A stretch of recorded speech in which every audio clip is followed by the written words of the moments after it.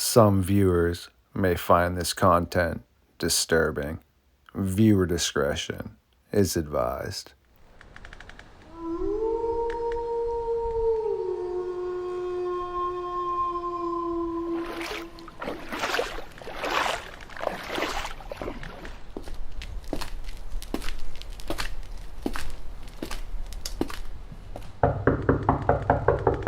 Who dares awaken me from my slumber? The Wendigo guy, aka Ryan Tremblay, once again stopping into the Fox Den for this episode of Midnight Lycanthropy. This will be absolutely another banger on StarFox Radio. Yet please allow me to feed.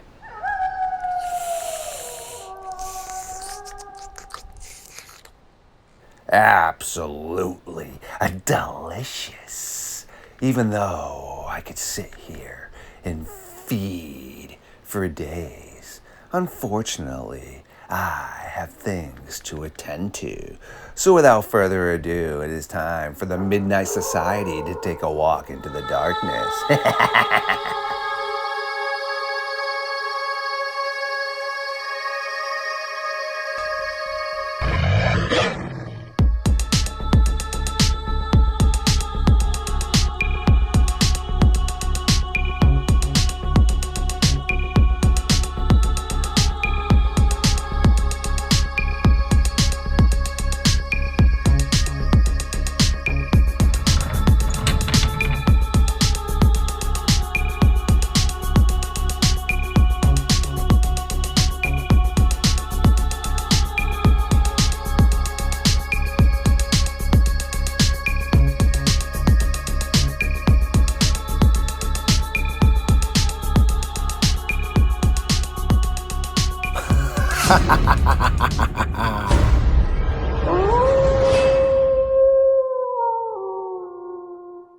My creatures of the night, yes, welcome back to another episode of Midnight Lycanthropy here on StarFox Radio. The Wendigo guy, aka Ryan Tremblay, has once again found his way into the Fox Den and is going to help educate some very differences between Dogman here in America and some of the indigenous lores. Ryan, how are you doing tonight, my friend? I'm doing fantastic, brother Kenny. How are you? It's always good to link up with you. I know you've been super busy, so this Oh is yeah. great. Yeah, I've been excited about this all week, man. I was telling everybody, I get to sit down with Kenny. I get to sit down with Kenny. So yeah, I've been excited about this, man. Excellent. No, I appreciate you, my friend, and I always got time for you. You are definitely the one that's busy, so as long as you just plug in some time frames, I'll always get you in. And I've pretty much just been editing, and I was with Jessica on her podcast the other night, and then last night, yeah, a music video that I've been working on. The portions where I had my little brother in the werewolf mask and stuff going through the forest around here. Oh, it came out so fire. Oh, be And careful with that kind of, yes, no, brother. You can get in a lot of trouble real quick. right. And we are now going to be able to send that werewolf part to one of my friends that works in special effects and be able to put the red eye shrine on it. Ooh. And yeah, it was just so awesome. But I know, right? Some of the people that probably, so where we live, where you pull in, it's in an forest that's been cleared out. Yet there is a small community in there, but there's still a ton of forest around. So it really gives the depiction of a werewolfy like theme, and with the way the streetlights come down, it gives you enough illumination. And there was like this part where it's the rock entrance kind of, and I had like my little brother up on there, like perched up, like howling, looking like it was so Oh cool, man, dude. that's cool. That is awesome, dude. I want to see that when it's done. Yeah, no, I will definitely be sending it to everybody. And one of my friends that's a musician, he ended up putting together a really awesome dark synth, like metal kind of song that talks about the werewolf, and we came up with some sick lyrics. So yeah, I got like really cool footage of me basically like doing the, not the transformation, but like singing what's going on and acting like I'm getting sick kind of. And yeah, so I had my little brother just doing all that. It should be able to hopefully be out in like a week or so. So that's pretty Oh, much that's what I've cool. been working on. Yeah. That's exciting, man. That's very cool. Thanks, man. Right around for perfect for Halloween time, and plus Mm-hmm. it's Mm-hmm. being a videographer and such, it's just really good to still be able to have stuff like that on your resume. And as corny as it sounds, I've always wanted to kind of make a music video. I'm not a musician whatsoever. But Okay, there's nothing I'm corny an about. artist, but Yeah, there's nothing corny about that, man. I think that's really, really cool. I think we need to all start getting more creative, to be honest with you. no, I appreciate that. I figured you dig that because of your creativity too, man. So no, I will definitely Absolutely. toss it over to you. Well, that's where I got like the folklore song, from Steve Cook. I just was like, man, I want to do something similar like that. And actually, my friend that is a musician, Drew, who had mentioned it to you, he was the one that actually brought that idea up to me and was like, Very cool. yeah, you should do something like that, man, with some encounters. And I was like, yo, I will. I'll just tag the main encounters. And yeah, so he actually kind of got the thought rolling. So it's been cool, working with him and such like that. So yeah, like I said, as Sweet, soon as that dude. pops out, I yeah. may have to hire you guys to do a Wendigo video for me or something, man. That'd be awesome. I'd love that. You wouldn't even have to hire me, man. I would help you out no matter what, bro. But yeah, keep me posted. Maybe we could definitely get some sort of cool lyrical stuff going on as to what's going, down in the video that you want. And I got a ton Sure. of cool videos that I've taken myself outside, or also other members of North American Dogman Project that have sent me that can like easily fit into a video. And also I just realized, like a bozo, I've had Adobe Express for, oh man, dude, my little brother's had my subscription. He pays for me every year for me. So I've had it for like 2 years. I Oh, just realized you could search in there and come up with cool little videos that they'll make for you that you can morph and stuff. And I'm like, that's so dude, cool. That is cool, man. it's cool, but it's like, yo, man, I could have used some of these quite a long time ago, dude, when I was getting kicked in the face for supposedly using a free video that wasn't free. Well, Well, now you know, and knowing's half the battle, bro. right, the old school Captain Planet right there, my friend. Or was that the GI Joes? One That of was them. G.I. Joe. Yeah, that's so funny, my friend. But oh, so tonight though, I'm gonna throw you over the mic here because you have some information that I know a tad bit about, but I'm definitely needing to Yes, nerd yes. out So, some more. So all right. So tonight we're talking about the Waheela, the great white wolf of the north. And I thought people would really find this interesting because sometimes it's compared to the Dogman, but there's so many differences, man. So the Waheela, it's described as a wolf, okay, with white fur. It's usually very muscular, but sometimes in some of the oral traditions, it's as large as a bear. Okay, so think about that for a moment. All right, a wolf that's as big as a bear. Is that not nightmare fuel? I mean, that's yeah, something that you don't want to run into, right? straight up, man, that is definitely some nightmare fuel. And I think as you're diving into this more, so it's clicked into my head that that might have a lot to do with potential like saber wolf and some of the other terminologies people have used Ah, that depict the white looking gigantic wolf that potentially the size of a bear. It's interesting. this is why I like you so much, man, because I say just a few things and you catch on to my plan. This is why I like talking to you. So, but yeah, I mean, people have said that a scientific explanation would be, the dire wolves. Yeah, I mean, even though dire wolves aren't really wolves in the species, but, if you think about the size and the way they describe it, that could be a scientific explanation. But when you look at the spiritual side to the Waheela, they talk about how it can't be harmed by human weaponry because hunters have shot at it and nothing's happened. Braves had tried to shoot at it with arrows and nothing transpired. So there is a spiritual side to that. Yeah, see, and that's really creepy, and that also makes me wonder a little bit more if it falls into some of the magical stuff at the Skinwalker, and like you said, not so much potentially the actual Dogman aspect. Hmm. Well, I mean, it would. It really would because I mean, when you look at indigenous lore, right? Nearly every cryptid that you and I are looking at these days has a spiritual tie to it. Be it Bigfoot, Thunderbirds, everything has a very strong spiritual aspect to it, and the Waheela is no different. According to the stories, this thing used to come down from the mountains and it would sneak into the villages and carry off dogs. So this thing used to kill off the hunters' dogs one by one by one, but it took so many dogs that the hunters got tired of it. and they tried to hunt it down to no avail. So there's literally no physical evidence left behind. Super interesting. I can't remember which indigenous culture called them the dog eaters, correct? Yeah, it was the Inuit. The Inuit called them the dog eaters or the carry off dogs. So Waheela actually isn't even a native term. That was actually coined by Ivan T. Sanderson. That name should sound very familiar to all of you. Very interesting. If you'd like to keep going on that.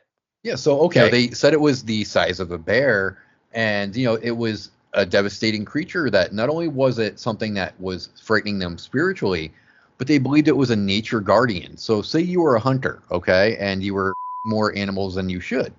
The Waheela would come for you as punishment because you're not respecting nature. Now, if you think about Bigfoot there, Kenny, that's what they say about Bigfoot too, huh? That is along the lines of what they say, yes. hmm So, this thing is this avenging spirit, and a lot of people will kind of tie that into Dogman. They think that Dogman's the guardian of graves, the guardian of the. Well, you get the Waheela, that's the guardian of nature altogether. So there's an interesting parallel there in a way. Wow. That's bizarre stuff. Yeah, for sure. Well, let's go back to the description though, Kenny. I mean, you were talking about cave hyenas and everything, remember? So, think about the size of a bear, how it would have the sloping back and it would have the very large musculature. Does that not sound like a possible cave hyena? Yeah, hyenas in general, especially spotted hyenas, get pretty big. I mean, they don't get as big as a lion, but I mean, they're pretty big. And yeah, cave hyenas were even more large than that. And I encourage anyone to check it out. Their neck is elongated almost, and it allows it to endure a ton of punishment, but also it can cover its flank in Right.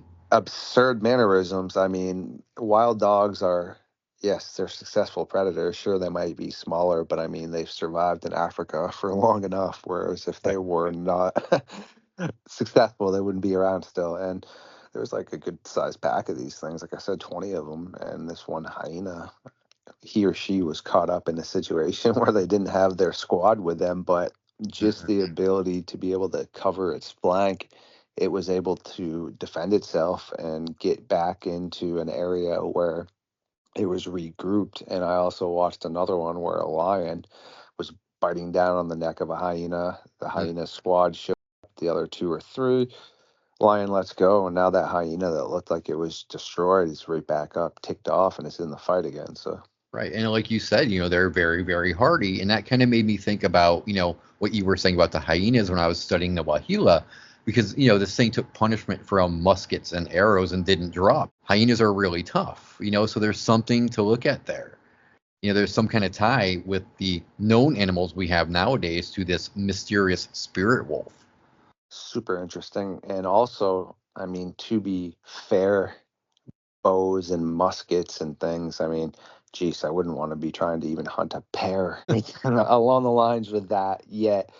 Yeah, I could easily see that occurring. And I've spoken about this a few times about a lot of people don't realize hyenas are able to overcome injuries that any other animal would succumb to. And they are also usually the males, which are the weakest ones because hyenas are controlled by females. The males are on the bottom.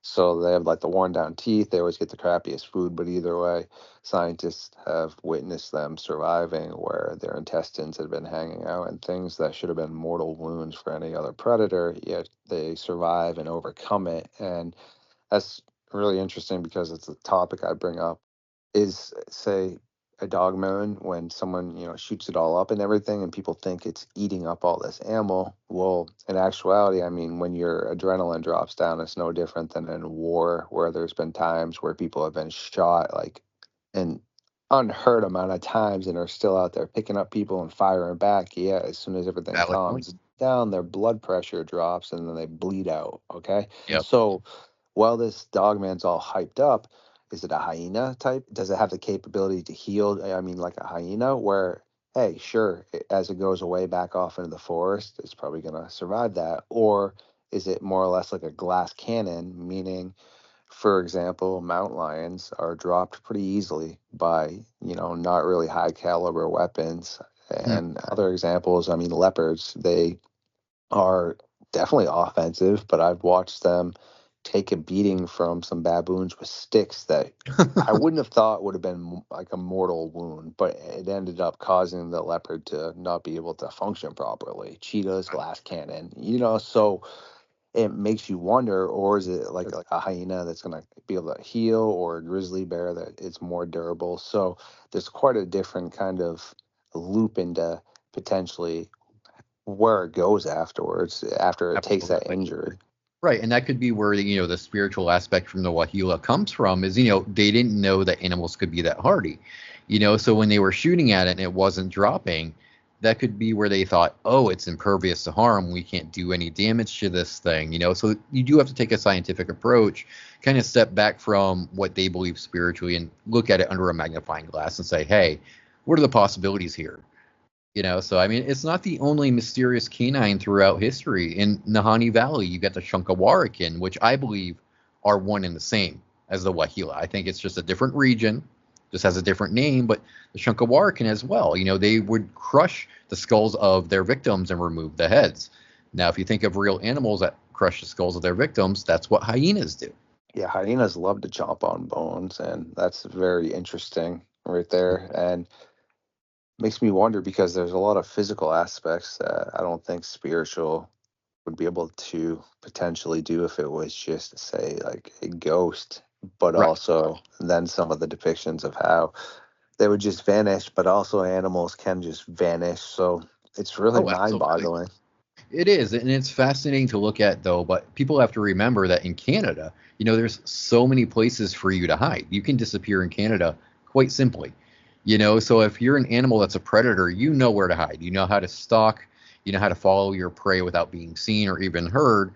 So you also know escape routes. So if you're being chased by, your prey that's now turning you into the prey, you're going to know where to run. You're going to know where to hide. And the humans are going to sit here and go, how did it do that? How did it just disappear? Well, I mean, if it's a white wolf in the fall of winter, snow everywhere, how would a white wolf disappear? Quite easily, I think.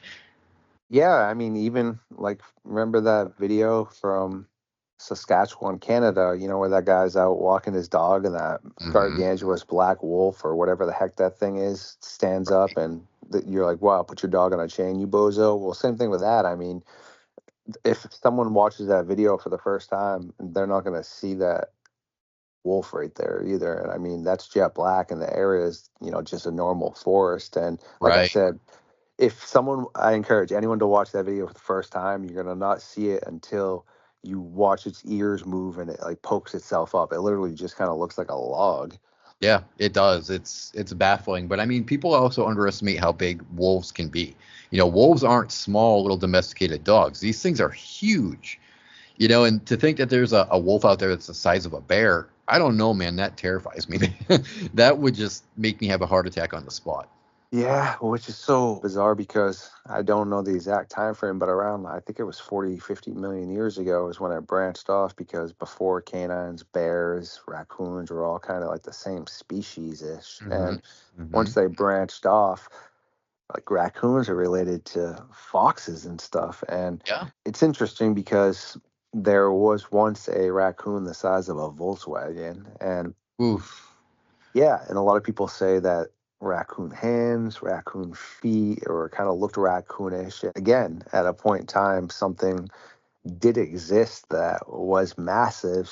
It is bizarre because there's just so much that can really go into it, because someone would be like, no way, dude, there was never a raccoon the size of a bear. Well, yeah, there was. Oh, wait, Yeah. there was no hyena the size of a rhino, but there was. Yeah. There was no hyena the size of a polar bear, but there was. Like, Yeah. these things, Absolutely. yes, Absolutely. existed. And it doesn't surprise me once I figured that out, that that raccoon was the size of a Volkswagen. That's a giant trash panda right there, man. Yeah, That and is I love that big. term. That is right. And 50 million years ago is quite a long time. Now, Mhm. 11,000, when we talk in regards to the cave, that's just yesterday. So, do I think this massive raccoon species from 50 million years ago is still kicking around? I'm not saying that. But I'm saying there is a lineage at a point in time that had the capability to grow that large. Yeah. That was a raccoon. Well, I don't discount that prehistoric species can come back. I mean, we have the classification of Lazarus taxon for a reason. A species that we thought was completely extinct, but somehow they returned.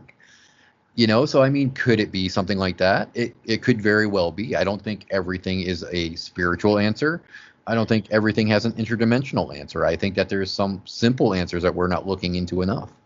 Isn't that the truth, my friend? Preach on that aspect. And it is, again, just super nightmare fuel and interesting all in one, because there is such a difference sometimes. And I try to explain that to people that don't really fully understand, but they're like, what do you mean? How can it be physical, but then not? And I was like, I'm not saying that same entity is physical and non-physical. What I'm saying is the physical ones are here, that we have the handprints and things like that. But I'm saying that there's been other reports where people say that their flashlight shines through it. Well, as far as I know, any known animal, great white shark or raccoon, when you shine a flashlight on it, the light stops.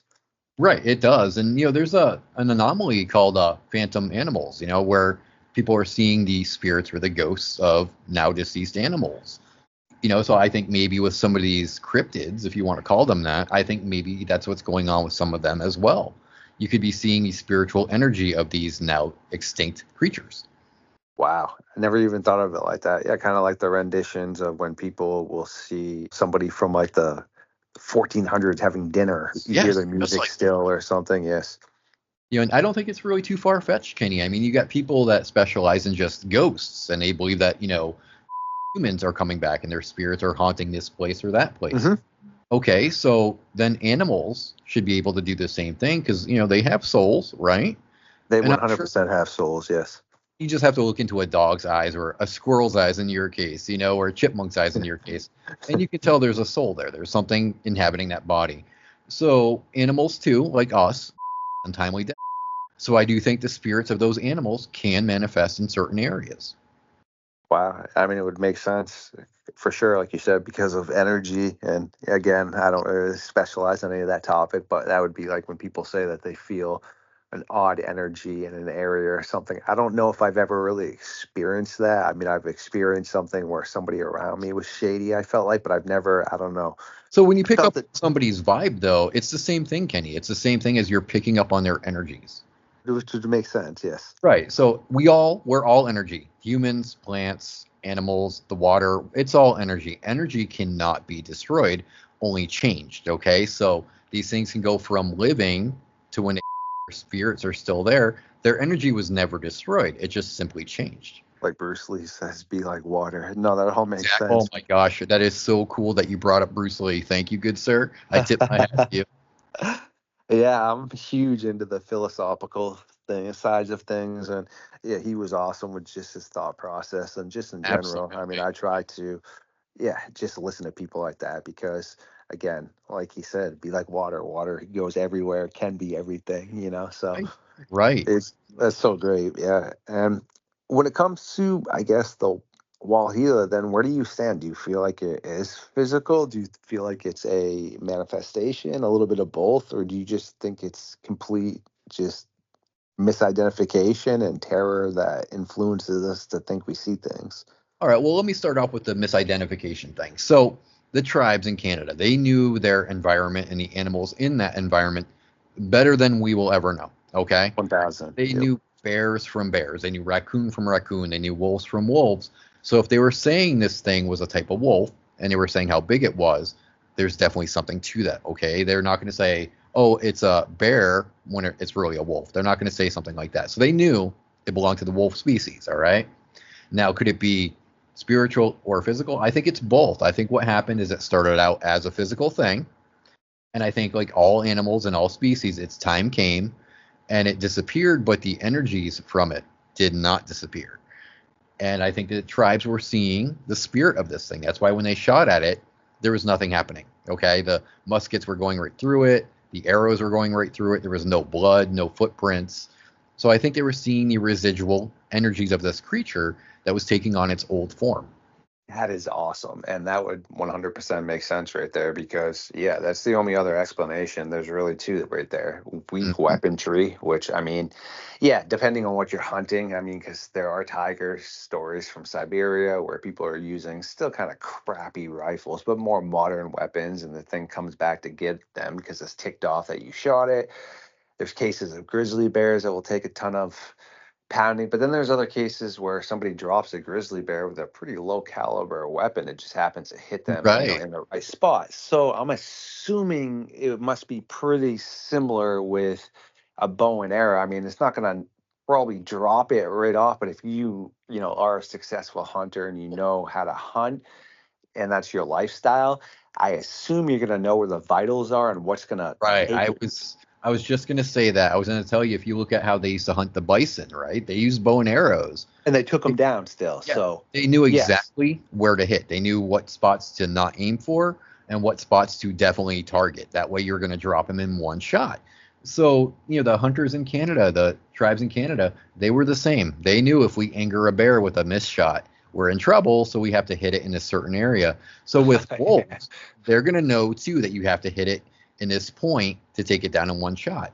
So when it comes to the Waheela, they would know where to hit, but it still wasn't working.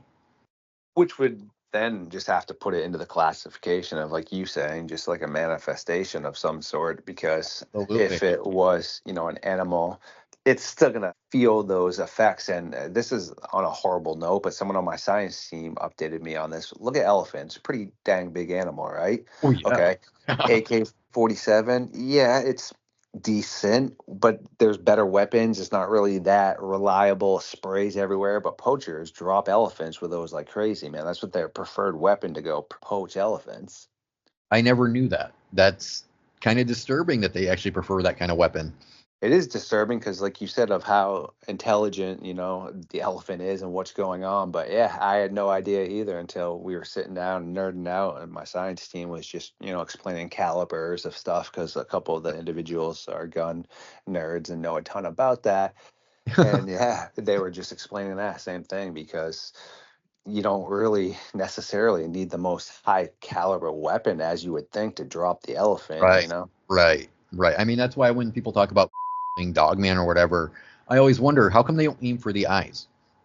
Because the eyes on something doesn't matter what it is. It's a soft spot. It's going to go right through the eyeball and into the brain. So, nobody ever fires at the eyeballs for some reason.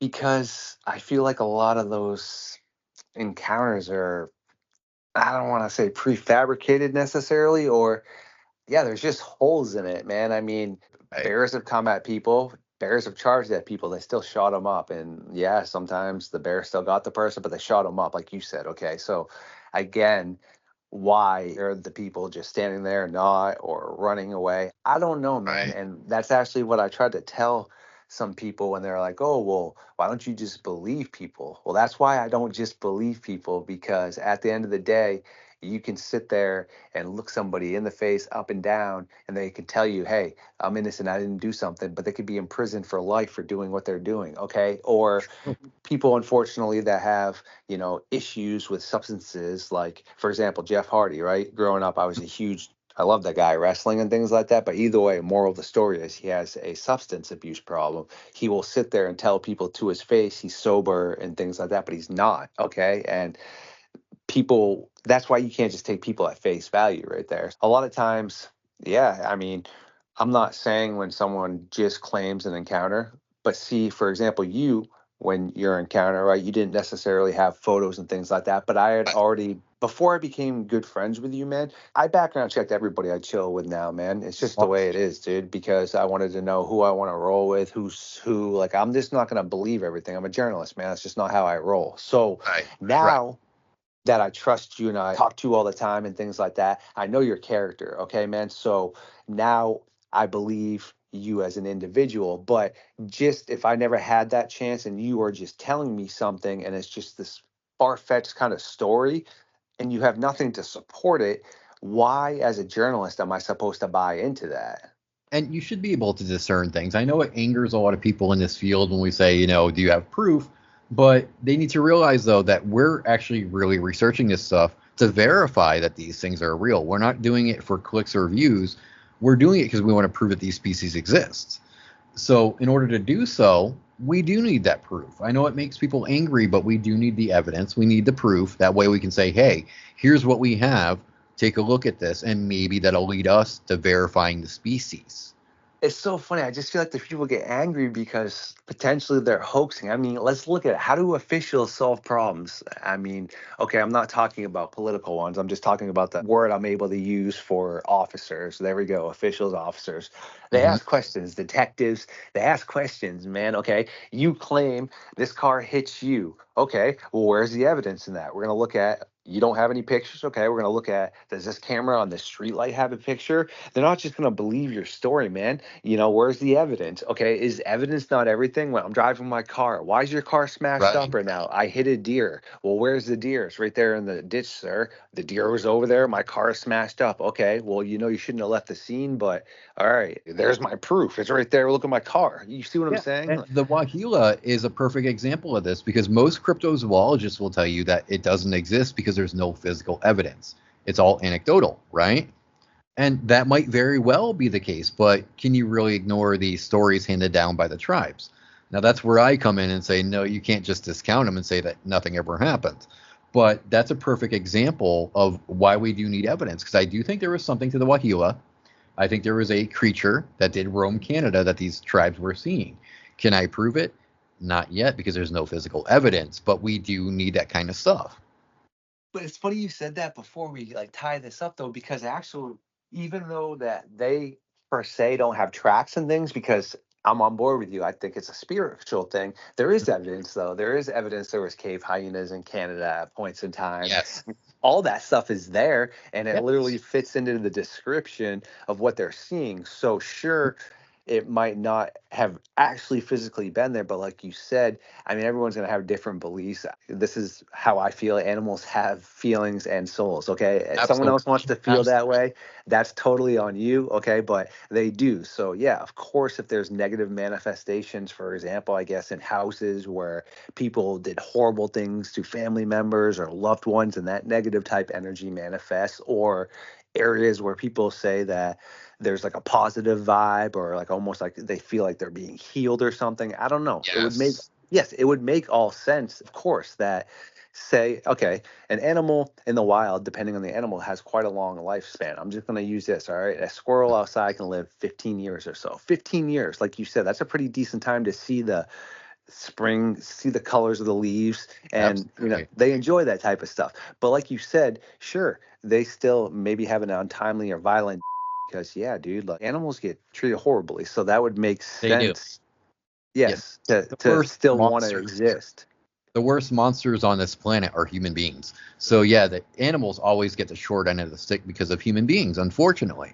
And maybe all this sounds too magical for some of your listeners, but you got to remember, we're not humans having a spiritual experience, okay? We're spirits having a human experience. So keep that in mind. 100%. And yeah, I mean, magic is something with no backing, yet there's plenty of backing for. I mean, again, I don't dive into the paranormal, but I mean, how many people, paranormal stuff has been around just as long as the Dogman back in 290 BC with the Greeks and all them. They had weird Right. paranormal stuff too. So, I mean, I don't see where, I mean, every culture did. The Chinese and the Japanese have basically depictions of banshees, more or less, and all kinds of things that were supposedly tormented souls and all their lore and stuff. So, Oh, yeah, you mean it's, like the Tengu from the Japanese mythologies? yes. Yes. Yeah, those are fascinating stories right there too, man. Those are amazing stories. It does all tie in. I mean, sure, when I say evidence or just anything, I mean, Alexander the Great's not in front of me. I can't speak to him. Herodotus doesn't matter. But the evidence is their literature. The evidence is the other Yeah. cultures documenting the cynocephaly. So, I mean, Right. people, Right. they don't need to. I'm not saying everyone has to have like a huge picture or something like that. I'm not saying all that. I'm just saying, like, for example, the Squatch Father came on the other night, right? He Hmm. had something that urinated all over his porch and was outside of his window, scratching all around on the ground. Okay, I believe him anyhow, but guess what? He sends the scratches to me. They're right on the ground. The picture, he shows me where his bedroom was, where it occurred, and then he shows me the urination spot all down his driveway. Oh wow. So, well, yeah, and it's up in the video too. So that's what I'm saying. Sure, the dog man's not right there. I'm not saying I need a dog man picture. I'm just saying he validated his whole entire story to me. Yeah. Told me this occurred, these weird claw marks, and this thing urinated all over my driveway and my drywall. Well, it's all right Right. there. So Well, my problem is though is like we'll believe just anybody from social media that they had a Bigfoot or a Dogman experience, right? But you have people discounting the Waheela. Why? Because the indigenous tribes saw them. Personally, I'm going to believe the tribes before I believe anybody else because they know what they're looking at, and sometimes they draw what they saw. So there's pictures of this thing on their caves and everything. They saw something. So I do think the Waheela was out there at one point in time. I really, really do. again, before I let you go, that's beautifully spoken right there. And I'll probably potentially upset somebody here by saying this, but I mean, it's the truth. Again, yes, I am French, okay? My grandfather came from France. All right, that's not the point if you hear what I'm trying to say, but more or less, okay, so I am not Native American by any means, but I would believe the indigenous culture's history, yeah, way over a modern Westerners' version of history in a book because of, like you said, just the people living around in the documentation. So that person that on Jessica's video and I was like, oh, he doesn't believe in werewolves but skinwalkers. Yes, of course I do because He's I so know yeah, it wasn't there. You're yeah, so I just yeah. know how messed up the European versions of supposed werewolves were just because somebody grew an herb in their garden and just how messed up of a view those people had. Okay. But, and Yep. then I look at the Native American cultures. Sure. They even speak about some of the other tribes that were effed up. But overall, man, they had a pretty good understanding of things, man. They had a pretty good happy medium of, taking what you need and just living properly. And they don't Exactly. really have any hoaxes in their culture, man. Yeah, no, and they were very much in tune with the spirit world as well. I mean, they knew their physical world like the back of their hands, but they also knew the spirituality part of it just as good. So when they were saying that they saw something, then, take note of that. We don't disregard Bigfoot. We don't disregard Dogman. So why do we disregard the Waheela? What's the excuse for that? Unfortunately, I think it's just a lack of availability and just kind of a lack of respect, man. Just an overall disrespect Agreed. for the culture that was previously here. And Yeah. that's why I always try to just make sure to educate myself on every topic and just read. If I want to learn history, I don't just read the Western side history. I'll read all sides. I like to read Asian history. I like to read European history. I like to read Canadian, Latin America, American There you history. go.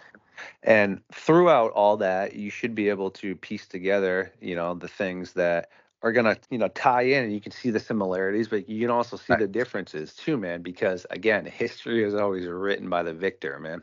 Yep. And that is a sign of a really good researcher right there, brother Kenny. When you want to know all the answers, that right there is what researchers need to do. No, I appreciate that kind words. I mean, I'm a big sports guy, so I mean, if I'm gonna, when I'm playing fantasy with my little brothers, for example, I don't just watch ESPN. I love ESPN. I check out, Fox Sports, Nesson, all the things to try to put the There ESPN's you go. Sports Illustrated, all that stuff. So it's definitely good, man. But I appreciate you popping in again Oh, tonight, my man. And pleasure, brother. I always look forward to sitting down and having a chance to chat with you, man. So let's do this again real soon. thank you for everyone who once again stopped by tonight for this episode of Midnight Lycanthropy here on Star Fox Radio. If you do enjoy my content, please like, subscribe, and share it. Feed the algorithm, and I will catch you very soon.